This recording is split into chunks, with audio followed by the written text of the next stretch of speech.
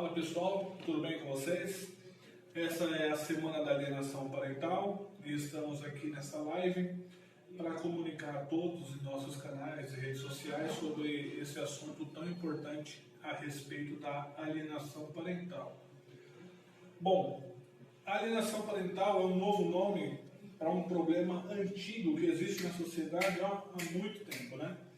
Essa expressão ela foi criada por um psiquiatra norte-americano, é o Richard Gardner, em meados de 1980, né? Inicialmente, ela era conhecida como uma síndrome de alienação parental, que é a SAP. Chegou no Brasil simplesmente como alienação parental. Na verdade, a síndrome pode ser a consequência da alienação parental, quando atingida em seu grau mais elevado. O intuito dessa live é tratarmos sobre esse assunto tão importante, né, que é a alienação parental, e essa é a semana da alienação parental. E como todos vocês já sabem, nós aqui do Alerta do Alto Tietê batemos de frente com essa questão, que é muito importante. Existem algumas coisas que a gente vai tratar nessa live que é muito importante. Segundo ponto, nem sempre, porém, há uma síndrome, tá? Entre parênteses. A alienação parental, ela sempre existiu, desde que o mundo é mundo. Apenas não sabíamos nomeá-la, não tinha um nome, né? E a partir do momento que conseguimos dar um nome a essa maldade humana, né? Essa infelicidade que o ser humano conseguiu criar, ficou mais fácil da gente proteger as crianças e os adolescentes vítimas dessa violência, né, praticada pelos próprios pais. Em alguns casos, a alienação é tão grave que pode até transformar-se em uma síndrome, como inicialmente nós falamos, né, que é a SAP, Síndrome da Alienação Parental. Mas, na evolução do pensamento jurídico, não mais denominamos assim, mas pois sempre, né, nem sempre, pois nem sempre é uma síndrome. Essa categoria médica de difícil aferição, ela, por isso o texto da lei brasileira com razão não se refere à síndrome, embora algumas pessoas ainda insistam assim dominá-la, né? Então a síndrome ela vem depois do que está acontecendo, né? A alienação ocorre de forma sutil, quase que imperceptível. Vamos lá?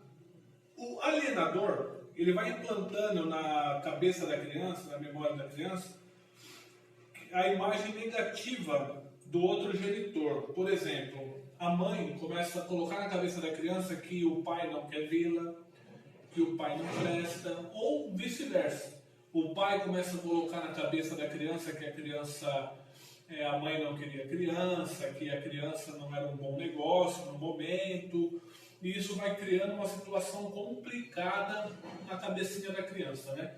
Então, você pai, você mãe, não fale mal do outro genitor, né? Procure evitar esse tipo de problema, porque a criança, ela tem a visão dos pais como o super-herói dela, como o super pai, a super mãe, a pessoa que ela tem o maior carinho, o maior afeto. Então não destrua isso, né? Isso ocorre com sutileza e é um processo psíquico, às vezes quase que imperceptível. É inacreditável como o pai ou uma mãe não vê o mal que faz ao próprio filho, em nome de uma única discurso de proteção. Porque na verdade o alienador, ele pensa que ele está fazendo mal para o outro genitor, para outra parte, deixando sem ver o filho. Mas na grande realidade, e na verdade dos fatos, isso é comprovado cientificamente, quem sofre com isso é só a criança, né? A criança acaba sofrendo com toda essa situação porque ela convive sem o pai, convive sem a mãe, sem os parentes do pai também, né? Porque o pai com certeza tem irmãos, que seriam os tios, ou a mãe, irmãs, etc. Tem os avós, tem os primos, e é ridículo, né? Isso daí. Os atos de alienação parental precisam ser constatados por perícia ou por outros meios de prova. Então tem que ter prova de alienação parental, né? O parágrafo único do artigo 2 da Lei 12.318, de 26 de 8 de 2010, exemplifica os seguintes atos como alienação parental. Ó, presta atenção que isso é muito importante. Primeira coisa, realizar campanha de desqualificação da conduta do genitor no exercício da paternidade ou maternidade, dificultar o exercício da autoridade parental. 3. Dificultar contato da criança ou adolescente com o genitor. 4. Dificultar o exercício do direito regulamentado de convivência familiar. 5. Omitir deliberadamente ao genitor informações pessoais relevantes sobre a criança ou adolescente, inclusive escolares, médica, alterações de endereço. 6. Apresentar falsa denúncia contra genitor, contra familiares deste ou contra avós, para obstar ou dificultar sua convivência com a criança ou adolescente. Ok? E 7. Mudar o domicílio para local distante, sem justificativa, visando dificultar a convivência da criança ou adolescente com o outro genitor, com familiares deste ou até mesmo com seus avós. Então, são algumas coisas que identificam dentro da lei que está havendo alienação parental. A alienação parental é o outro lado da moeda do abandono afetivo. Rapaz, isso é terrível. Que é a irresponsabilidade de quem não tem o dever de cuidado com a criança e adolescente. Na alienação parental, a convivência se vê obstaculizada por ação, omissão, negligência do alienador, com a implementação de falsas memórias, repudiando o afastamento do convívio familiar do outro. O que isso quer dizer? Que o genitor não tem, o detentor da guarda, né?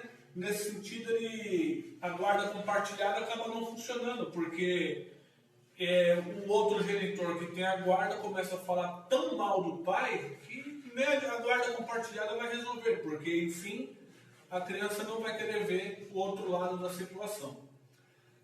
Na alienação parental, o filho passa a ser objeto de vingança. Olha que terrível.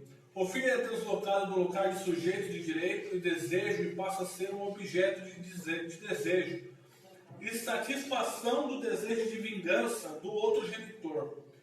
É, portanto, a objetificação do sujeito para transformá-lo em veículo de ódio, que tem sua principal fonte em sua relação conjugal mal resolvida. Em outras palavras, né? Sintetizando a causa e raiz da maioria das alienações parentais, não quis ficar comigo, vai comer o pão que o diabo amassou. É o que a maioria das pessoas que cometem alienação parental faz.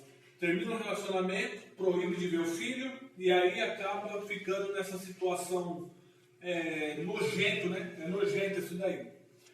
Então vamos lá, número 7. As provas nem sempre são simples. Na maioria das vezes é feita por perícia, mas é possível também que cartas, bilhetes, e-mails, redes sociais em geral e testemunha comprovem esse ato, né?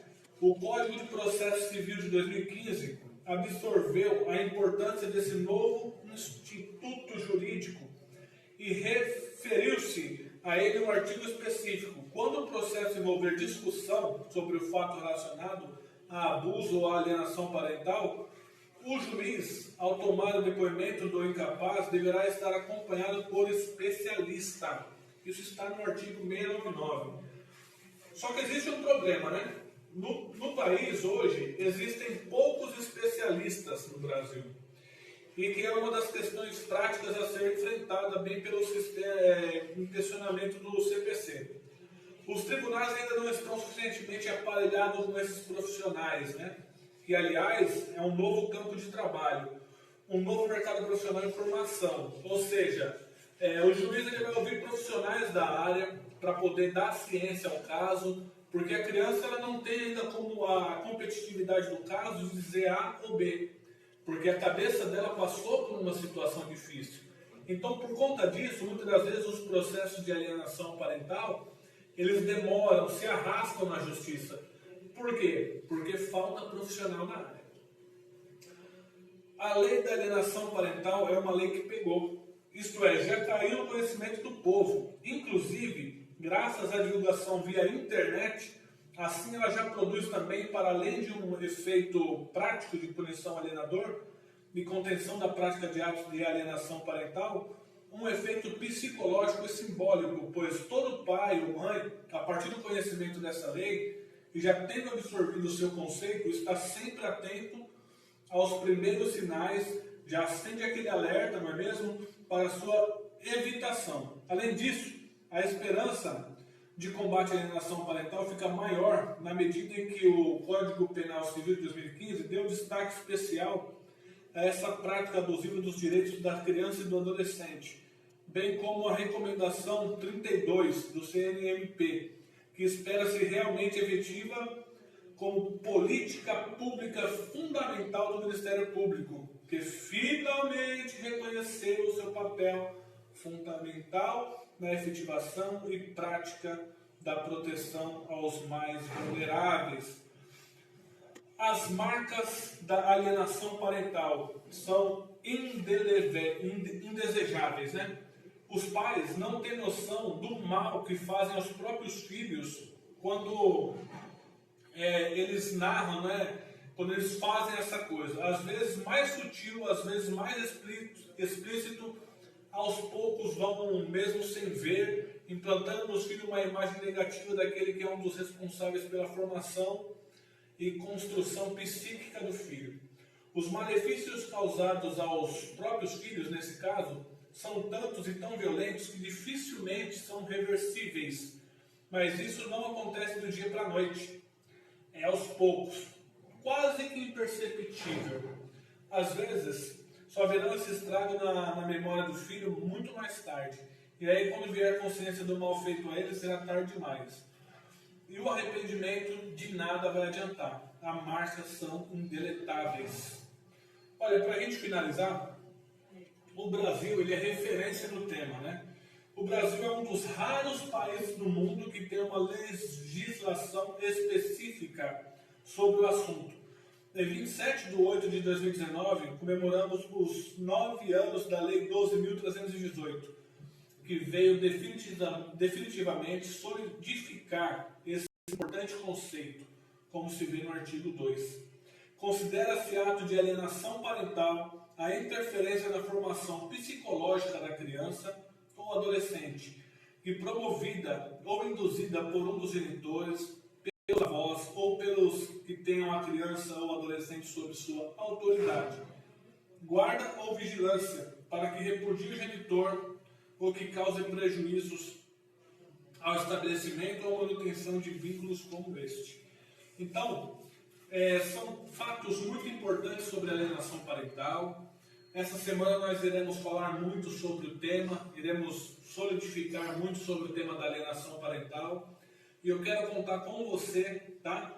Que você compartilhe essa live, que você possa, se você conhece alguém que está sofrendo de alienação parental, se você conhece alguém que pratica alienação parental, desenvolva-se melhor, né? Que possa ter um convívio melhor, que as coisas possam se resolver, porque os problemas de adultos são os adultos que têm que resolver, e não a criança. Então, compartilhe essa live e, se possível, dá uma dica para quem é o alienador que está trabalhando na sua vida, para que ele possa mudar a direção e que você possa seguir adiante.